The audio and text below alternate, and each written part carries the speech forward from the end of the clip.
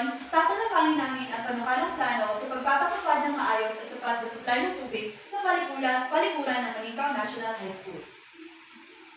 At kami, ang ika-apat na grupo, ang proponent ng proyektong ito. Pamagat ng proyekto.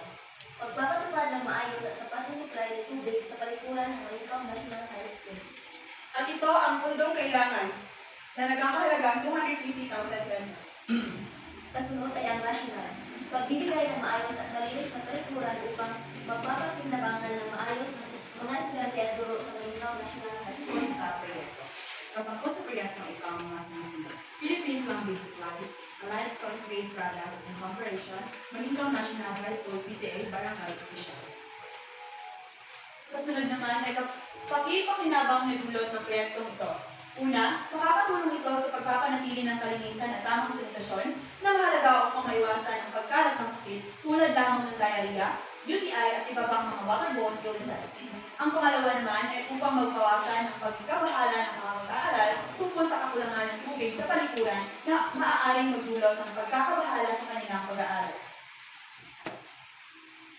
At kasunod naman ay ang talakatdaan ng mga gagawin at estratehiya. Ang unang hakbang ay ang pagsasagawa ng pagsusuri sa kasalukuyang sistema ng supply ng tubig upang matukoy ang mga problemang kinakailangan ng solusyon. At ang pagtatalaga ng mga gawain sa mga grupo ay mahalaga rin upang mapabilis at masiguro ang maayos na implementasyon. Sa pangmatagalang epekto at tagumpay ng proyekto, sa pamamagitan ng malinaw na talaktakdaan at maayos na estratehiya, magiging matagumpay ang proyektong ito sa pagpapabuti ng kalagayan ng Maningkaw National High School at pagtataguyod ng kalinisan at kaginhawaan sa mga mag-aaral.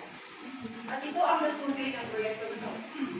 Ang pagpapatupad ng proyekto para sa maayos at sapat na supply ng tubig sa palikuran ng Maningkaw National High School ay nangangailangan ng detalyado at maingat na pagpaplano sa gastusin. So ang sumusunod ay ang panukalang budget para sa proyekto. Una, pagsusuri at pagpaplano. Bayad para sa teknika ng pagsusuri ng kasalukuyang water system na nagkakahalaga 10,000 pesos. Gastos sa paggawa ng plano at konsultasyon na nagkakahalaga 20,000 pesos. At ang mga kagamitan, PVC pipes, fittings, at valves na nagkakahalaga 50,000 pesos. Gripo at fixtures na nagkakahalaga 20,000 pesos. Water storage tank na nagkakahalaga 50,000 pesos. Pump system na nagkakahalaga 10,000 pesos. Labor, bayad para sa manggagawa, 50,000. Pag-install ng sistema, 30,000. Miscellaneous, transportasyon ng materyales, 20,000. Dokumentasyon at permit, 30,000. Contingency fund, na umaabot ng 10 to 15% ng kabuuang halaga. So ito ang kabuuang halaga ng aming proyekto. Ang kabuuang gastusin ay tinatayang aabot sa 250,000 pesos depende sa sukat at lawak ng mga kinakailangan gawain.